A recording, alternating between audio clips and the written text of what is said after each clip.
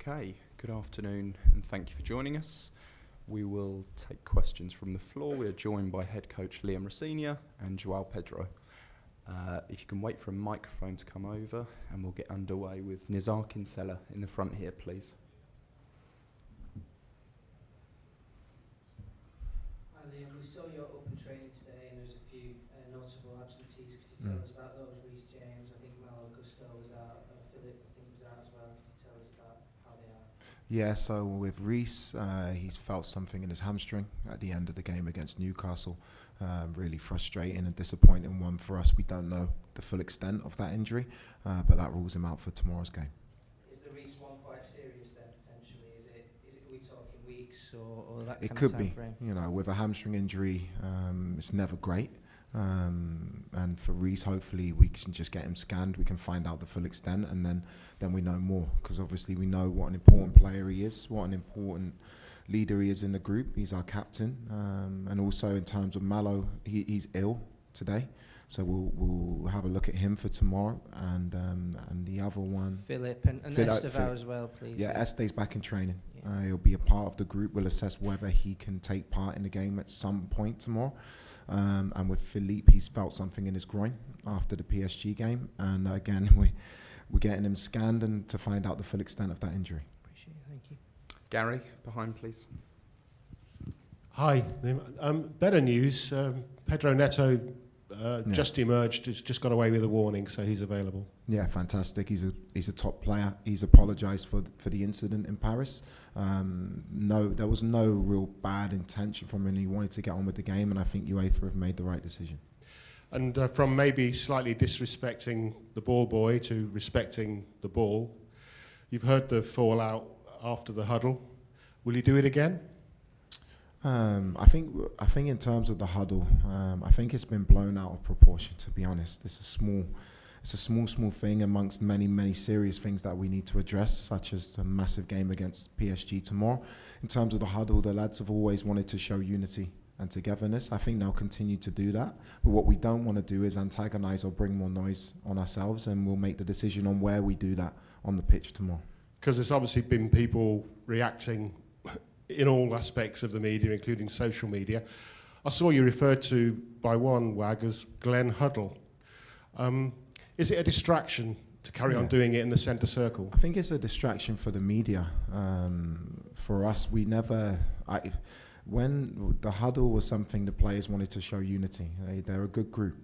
We never wanted to antagonise anyone or create noise. The time to talk about is stopped. We have a huge game against PSG tomorrow. We have an opportunity to do something really special. We know we need to be perfect, and I would rather focus on that.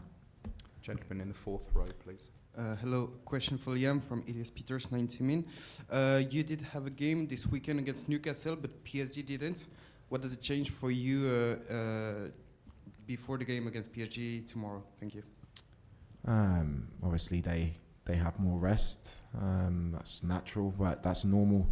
I can't speak about other league schedules or what they do. What I can do is try and make sure that my team and our team are ready to give absolutely everything into this game in terms of the intensity, in terms of the quality that we need, and hopefully we can turn around a difficult scoreline, but not an impossible one.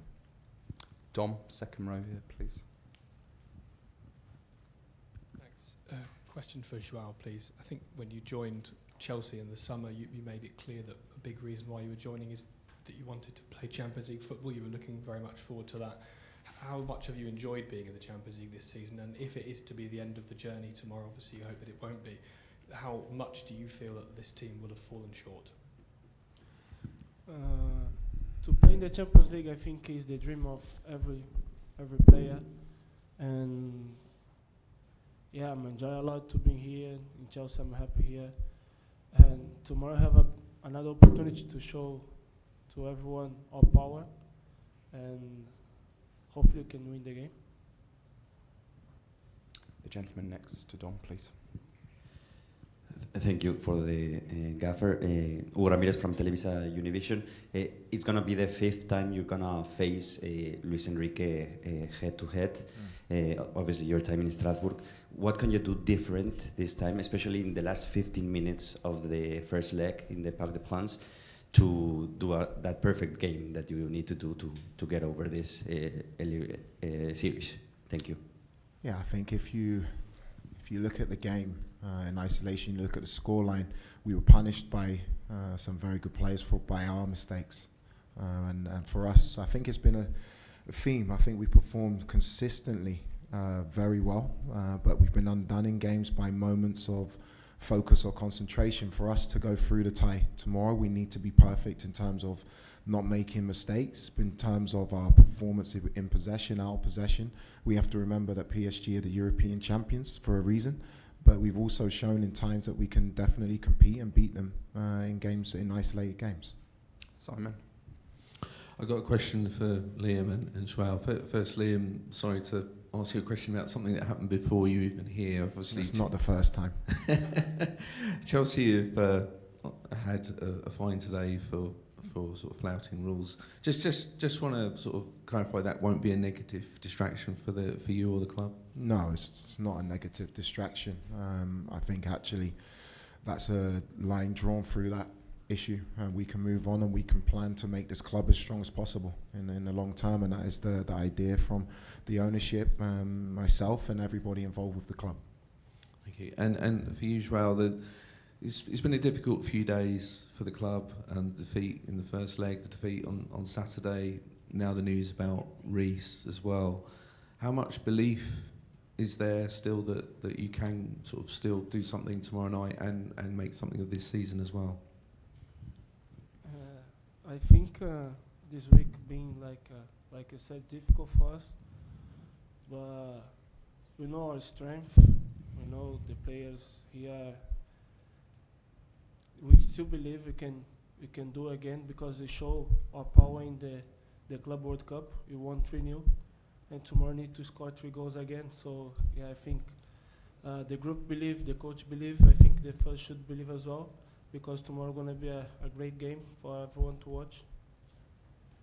Yes, third row, please. Hello, I'm working for the French public TV, and we're doing a TV story about you and your career. So I have a broader question, but what does it mean to you to manage a club like Chelsea? And did you ever think your path would take you from Strasbourg to Chelsea one day?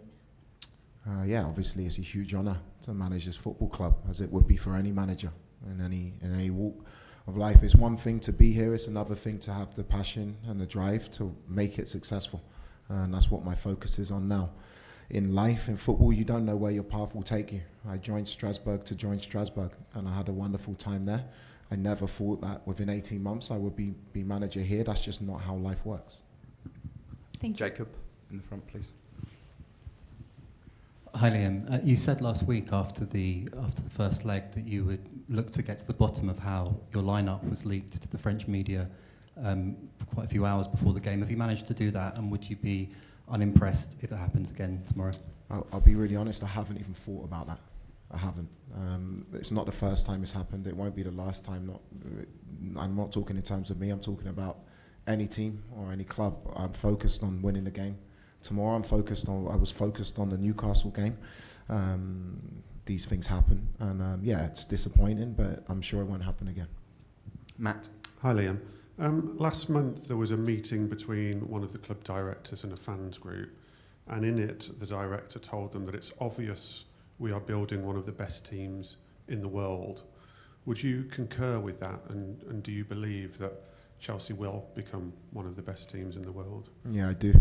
I think it's really difficult because you want to be successful in the now. I want to be successful right now, as everybody does, but at the same time, you have to plan for the future.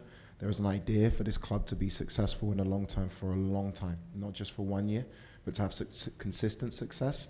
And if you want to build something, you need to make sure the foundation is there, and then the results follow. I know the plans. I'm excited by the plans. I'm excited to be a part of it. And I'm very excited by players like Joao joining the club at the age that they're at.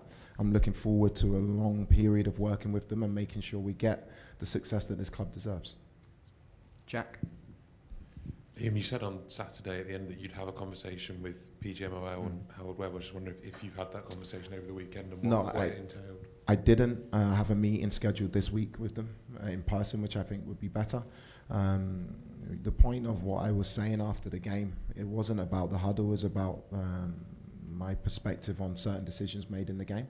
It would be great to meet them and have an in-depth conversation with them. You spoke about building there. You also spoke on Saturday about having a new way of pressing and that you've been punished by PSG. No, I said it's a new way for my players to press.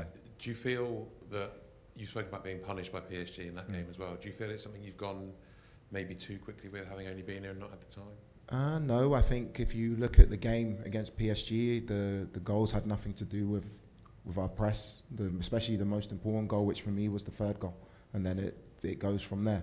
I think the press that we had against PSG and in other games has given us the platform of our performances. And yeah, the longer you get to work at it, the better you'll be. It was said before, I think it's 17 games in 10 weeks.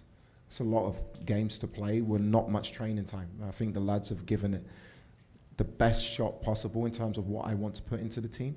And if we continue in the vein that I see, I think we'll improve and get better at it. Ian, just behind, please. Hi, Liam. Just with Reece, is he worried it is quite a serious one? Because obviously he played the 90 minutes and then thought, he's had a lot of injuries over the last 3 years, is he? No, I think any player at any time, if you feel something, you're going to be worried about it. Like I said before, once we get the full diagnosis, then we can make a statement about it. Do you know when did it happen? Sort of right. Obviously, it happened it was right at the end of the game. Towards the end of the game. Yeah. Okay. Nice one. Thanks. Okay, we'll end it there, guys. Thank you very much. Thank you, guys.